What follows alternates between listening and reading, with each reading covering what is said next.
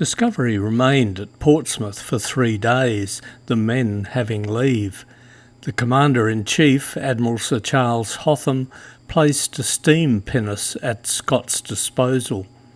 The officers carried out that most important requirement, swinging the ship. That is, Discovery was turned slowly round, whilst errors in her compass at each point were determined. From these readings, a deviation card, unique to the ship, was constructed.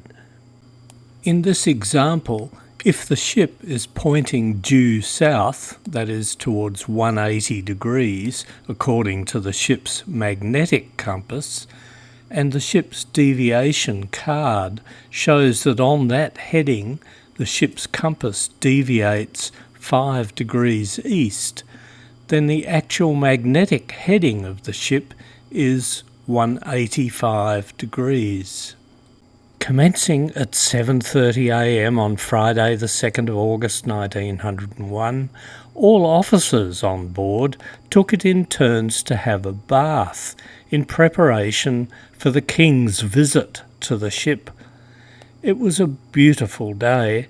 A continual stream of boats kept coming alongside with visitors and people to see the ship. Botanist George Murray joined the ship as replacement scientific director, but his employer, the Natural History Museum, could only spare him to travel as far as Cape Town and return, so he never made it to Antarctica. The expedition's secretary, Cyril Longhurst, came on board that day, and on Saturday night, at Treasury's demand, had to go through the ship's tangled accounts yet again, including the shipbuilder's extra bill, with Scott, Royds and Skelton, which occupied them until 1:30 a.m. The instructions, signed by both society presidents, were placed by Markham in Scott's hands on the 3rd of August. They were practically the same as those Markham had first drafted in 1897. Visitors began to arrive at 10 a.m. on Sunday the 4th of August, including Vice Admiral Albert Markham, cousin of Sir Clements, who stayed on board overnight. Dr. Hugh Mill came on board. On 4 days' notice, he had been asked to travel with Discovery as far as Madeira to organise the physical and meteorological work. Dr. Edward Wilson also joined following his brief honeymoon. The following day, the crew all came back from their leave on time, sober and respectable. The Discovery got underway at 8:45 a.m. and proceeded to Cowes, making fast to a buoy near the Royal Yacht Osborne at 10 a.m. Hardly had they done so when a launch came alongside with permission for the ship to remain where it was. It seems that they had made fast to one of the Royal Yacht's buoys. Vice Admiral Sir Henry Stephenson, the naval equerry, came on board to brief the expedition about the King's visit. The officers were to be in caps, frock coats and carry swords. His Majesty would be in Admiral's uniform.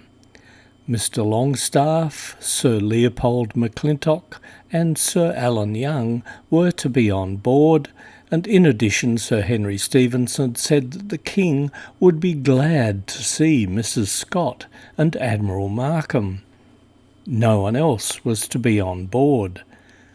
The other relations and Longhurst remained off in the Vernon's steam pinnace.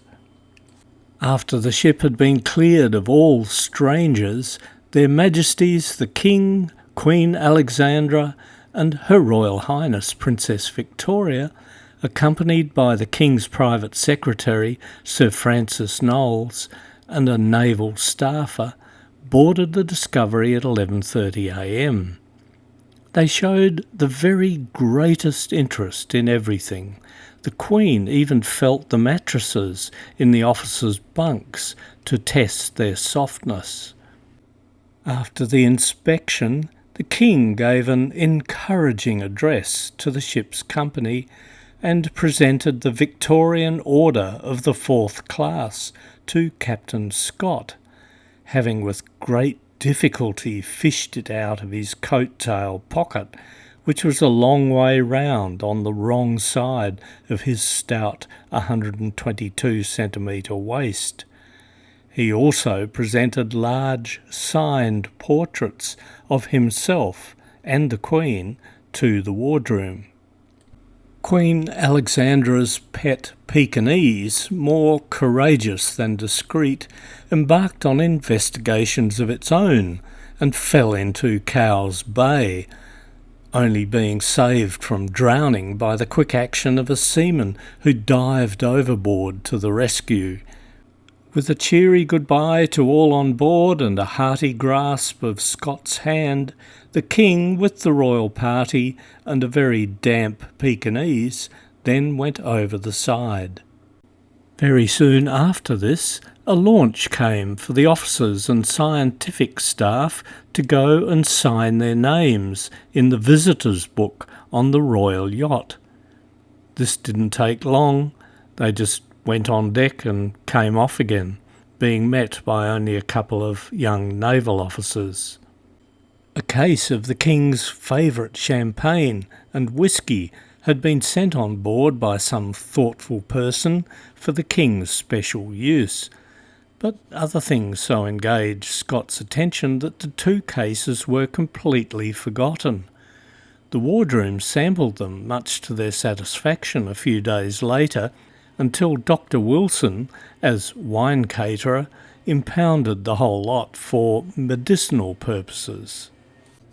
Being the first week in August, the anchorage off Cowes was of course crowded with yachts, and for the remainder of that day the Discovery's decks were filled with people who wished to visit the strange craft with her black, solid hull, her short masts and heavy rigging, forming a striking contrast to the delicate beauty of the yachts gathered for the famous Cowes Week.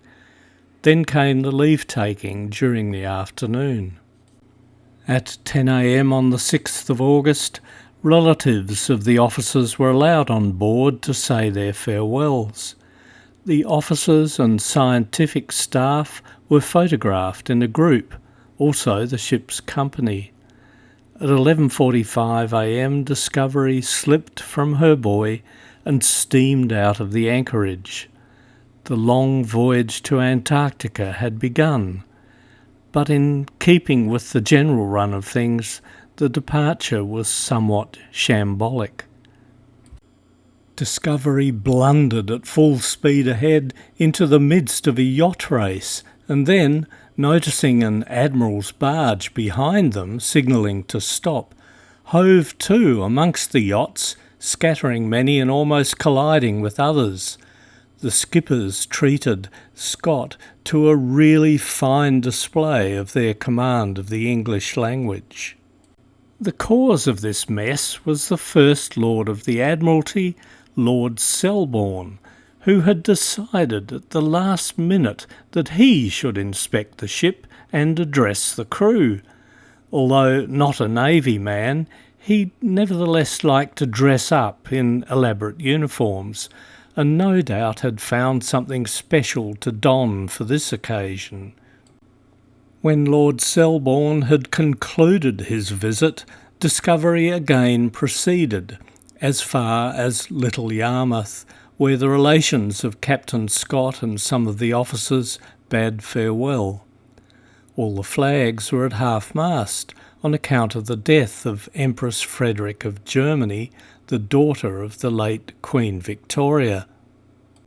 Off Yarmouth, the last goodbyes were said and all the passengers got into two steamboats, one belonging to HMS Victory and one from HMS Vernon. As soon as they had gone, Discovery shaped course for the Needles Channel.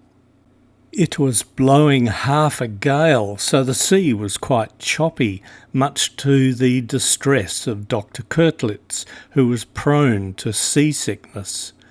like Edward Wilson, who sketched frantically to take his mind off his queasy stomach. Wilson's sketch of the colourful cliffs of Alum Bay is as good as a photograph. Passing the Needles Lighthouse at 3 p.m, Discovery set course to the southwest towards the Anvil Point Lighthouse, covering the 27 kilometres in 2.5 hours at what Wilson described ironically as the astounding pace of 6 knots or 11 kilometres per hour. At dinner, someone suggested that Mr. Hodgson should wear a wig, so Shackleton went into his cabin and produced a red one, which Hodgson donned and wore all through dinner with a solemn face. What Scott thought of all this frivolity is not recorded. At Anvil Point, Discovery altered course to the west, observing 10 ships of the Channel Squadron, including 2 cruisers, carrying out live gunnery practice using searchlights. Discovery steamed 4 kilometres south of Portland Low Light at 9 p.m, and an hour later the Ushant Light became visible on the horizon. At 4 a.m. next day the Start Point Light came into view. Discovery passed a beam of Start Point at 6:20 a.m. Throughout the night, cruisers and destroyers of the Channel Squadron darted about them. During the morning watch, Charlie Royds for the first time set fore and aft sail, namely jib, fore topmast staysail, fore trysail and spanker. He complained that the fore trysail was no bigger than a pocket handkerchief. In fact, all the fore and aft sails except the spanker were far too small. Another consequence of too hasty a departure with no sea trials under sail. During the following forenoon watch, Lieutenant Barn measured the speed as barely above 1 knot. After midnight, the ship began to roll in the Channel swell, initially about 15 degrees either way, enough to send any loose items crashing to the deck. The officers had a mad scramble to secure their personal belongings in their cabins. Entering the Bay of Biscay, the swell increased, as did the roll, reaching an alarming 31 degrees to port, although the ship recovered slowly from each swing. The ship's speed through the water was so slow that Thomas Hodgson was able to deploy the tow nets in the evening with some success, collecting a variety of rare plankton. Edward Wilson sketched a Spanish lugger fishing for bonito as Discovery passed close by. Once clear of the Bay of Biscay, the roll reduced and the ship settled to a steady heel to port in the prevailing southeasterly breeze. The slow speed, though, was a serious concern to Scott, who could see that they would be unable to match anything like the schedule that he had set for the voyage. After lunch on the 10th of August, Charlie Royds and Michael Barn tried to fly a couple of box kites from the stern. 2 small ones were launched successfully, so they attempted to send a big kite up as well. Unfortunately, a school of porpoises came and played close to the ship, which so engrossed their attention that they forgot the kites for a moment. The wind suddenly dropped, and the kites did likewise, straight into the sea.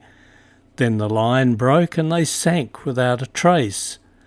The kites must have astonished the people on board a little Norwegian tramp steamer which passed close to leeward of Discovery and right underneath the kites.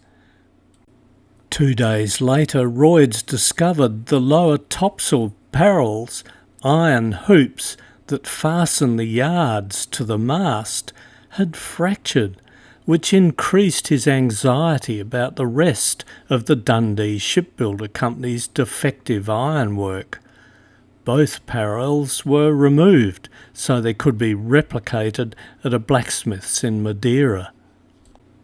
The Perseid meteor shower peaked from the 11th to the 13th of August, providing a spectacular display in fine clear weather to Ernest Shackleton on the middle watch from midnight to 4 a.m. He recorded 55 meteors on the first night, having their radiant point in Perseus. The phenomenon occurs when the Earth passes through the debris left from a comet known as Swift-Tuttle, discovered in 1862. At noon on the 13th, Discovery passed a beam of the Straits of Gibraltar. That evening, Hugh Mills stood champagne for the wardroom, having lost a bet with George Murray. Mill claimed that he could soak a £5 note with spirit and light it. The spirit only would be burned and the note left undamaged. He was in fact correct, so long as the paper banknote is completely soaked with 50-50 alcohol water solution, that is 100 proof spirit, and therefore combustible. The alcohol is converted into carbon dioxide and water vapour, while the water is heated up, with some being evaporated as it absorbs energy from the combustion of the alcohol. The evaporating water helps cool down the system, so not all water is evaporated and the paper banknote is not burnt. They tried it with a piece of common paper, which burned at once as they had used pure methylated spirit, and the alcohol content was far too high, so Mill lost the bet. Madeira came into sight on the horizon next evening, so the ship was hove to at 5 p.m, and they tried using the depth sounder for the first time. Shackleton described the fast that followed, quote, "And then the fun began. There was a bit of a sea on, and we were a set of novices at the work." They sounded first of all with the large Lucas machine, which worked well. The wire was reeled out from the donkey winch, led around the driving wheel of the machine, and got bottom at 570 fathoms. They then tried with a brass water sampling bottle, invented by the Norwegian explorer Fridtjof Nansen, designed to collect samples of seawater from designated depths in the ocean. This one was made by James Milne and Son of Glasgow. The bottle is sent down from the ship on a weighted line of wire, and once at the required depth, a messenger weight is sent down the wire. The weight falls on a trigger, and the weight of the attached connecting rod causes the stopcock mechanism to close. This particular closure mechanism was designed by John Young Buchanan, who had been the chemist aboard the Challenger oceanographic expedition in the 1870s. Attached to the bottle was a Knudsen improved reversing thermometer that incorporated modifications designed by Danish oceanographer Martin Knudsen. Simultaneous with the closure of the water sampling bottle, the mechanism would flip a pair of protected reversing thermometers designed to record the in situ temperature at the moment of closure. Shackleton's account continues, "Well, we got the bottle down all right, but did not put a heavy enough weight on the end of it, so could not be really certain when it reached the bottom, and consequently when we hauled it up there was a big kink in the wire. While reeling in the last 40 fathoms, the kink came through the registering block at the davit head. The kink got hung up in the next leading block and snapped the wire. All the precious equipment was lost. It was rather late when the sails were hoisted and Discovery headed towards the lighthouse on San Lorenzo Island, round which they had to go to get to Port Funchal. Passing the island at midnight, the sails were furled and they steamed into Funchal Bay about 2 a.m, anchoring off the pier an hour later. Like the Hawaiian Islands, Madeira was formed as a tectonic plate, in this case the African plate, slid over a hot spot in the Earth's mantle. Beginning 70 million years ago in southern Portugal, as the plate moved north, the hot spot created volcanism beneath the Atlantic Ocean, generating the Ormond Seamount 65 million years ago, then the Ampere Seamount 30 million years ago, the Seine Seamount 20 million years ago, Porto Santo Islands 14 million years ago, and the Madeira Shield Volcano 5 million years ago. Funchal Bay was a stopping point for most ships bound for ports across Africa and South America, plus transatlantic traffic. Telegraph messages could be picked up, fresh produce purchased, and mail collected and delivered. But coal bunkering was the principal reason for a call at Madeira. Discovery's officers and crew stayed on board reading their mail through the heat of the day, waiting until mid-afternoon before heading ashore when the heat had eased. Charlie Royds managed less than 3 hours sleep before he had to deal with the port authorities at 6 a.m. and make arrangements for coaling and watering the ship. Unfortunately, it was a public holiday for the largest religious festival in Madeira, in honour of Nossa Senhora do Monte, so it was difficult to get any assistance for those tasks. The English firm of Blandy Brothers was not only a producer of the Madeira wine that bears their name, but was also the dominant company in the bunkering business. Coal was stored in 2 floating hulks and on shore. Coaling barges lumbered back and forth to replenish the bunkers of ships at anchor. Discovery began taking on coal after breakfast. By 2:30 p.m, when 54 tons had been loaded, the bunkers were once again full. Thanks to a subsidy from the Union Castle line, the coal was charged at cost price. The broken topsail parrels were sent ashore to be welded in the care of Rayleigh Blandy, who was in charge of the engineering and fleet management side of the Blandy Brothers business. He was well qualified for this task, having spent 5 years with Laird's Shipbuilding on the Clyde and had subsequently obtained a chief engineer's certificate on the Hull-based Wilson line. Scott and most of the officers and scientists headed for the English Rooms, a private social club for the British community, offering billiard, card and reading rooms, the latest English newspapers, as well as an extensive library of over 6,000 volumes.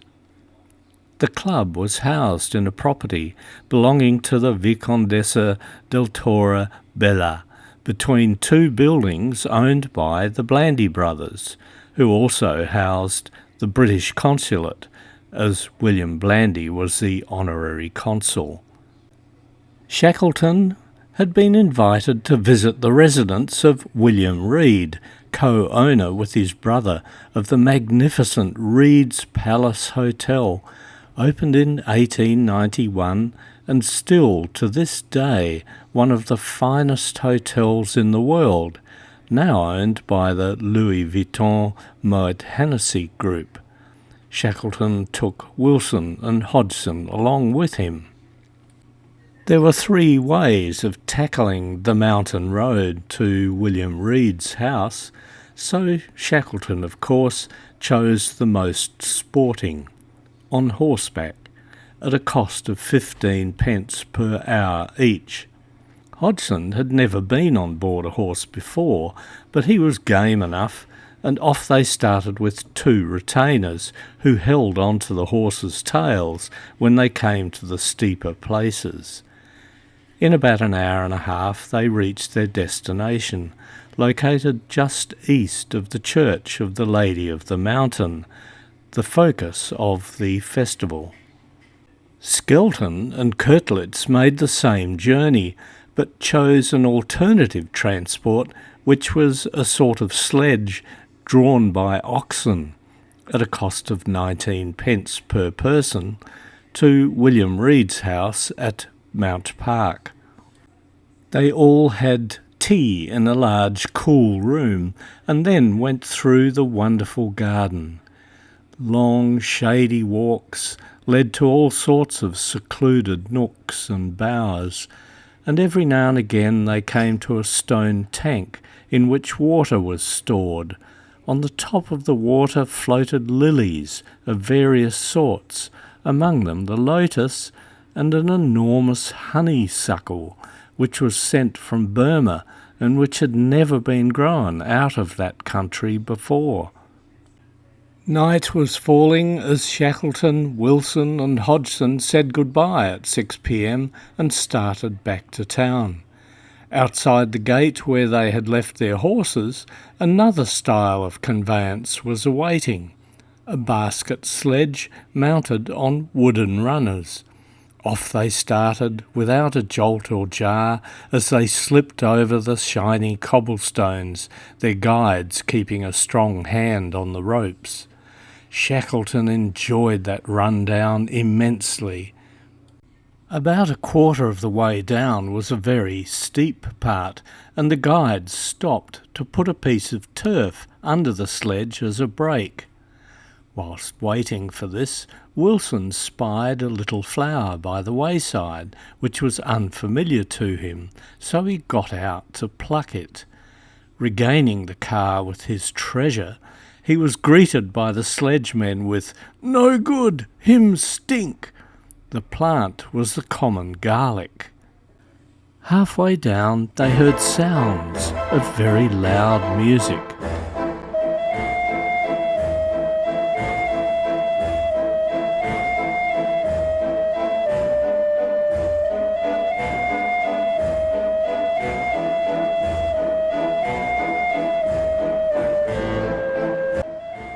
Hoping to see something in the way of a procession, they stopped outside a high wall and iron gate to ask an old lady who was leaning over it if they might enter and hear the music.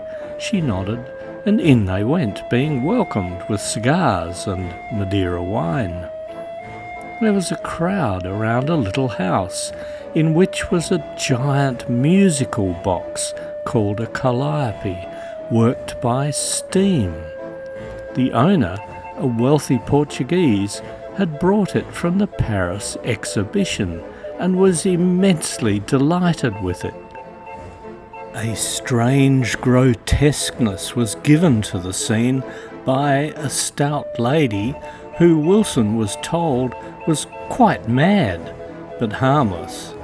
She stood in front of the steaming machine and sang long operatic airs in the most extravagant manner, with the most diabolically tragic face, while others danced grotesquely to the cacophony. They left these weird individuals to their still more strange amusement, and renewed the mad slither down the hill in the basket sledge. On the way down, Wilson asked one guide if there were ever bad accidents with this kind of travelling. His answer was not reassuring. "Oh yes, sometimes, must go into cemetery." Wilson then asked him how many he had put into the cemetery. He replied, "Well, not many." So they went on in hope and reached the bottom safely, then proceeded straight back on Discovery. After a very hot night, nearly every man in the ship went on shore next morning. Dr. Mill, who slept ashore, came on board after breakfast, taking Michael Barn and George Murray ashore to do some shopping.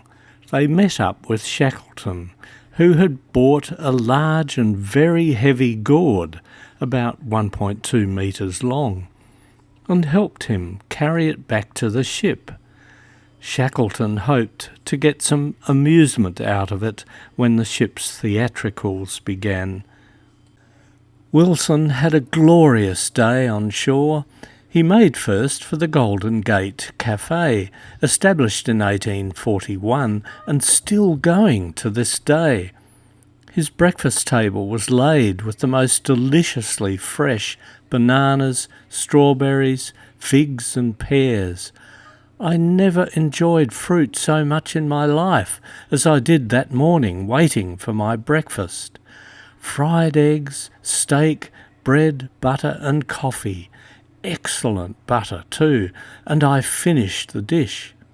I then sat on the veranda and sketched the barrack square and the bullock sledges and sundry other very characteristic sights.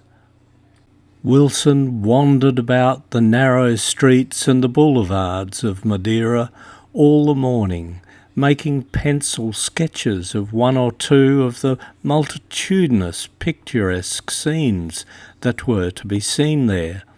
He commented that Funchal is a very beautiful place, lending itself wonderfully to colour and light and shade.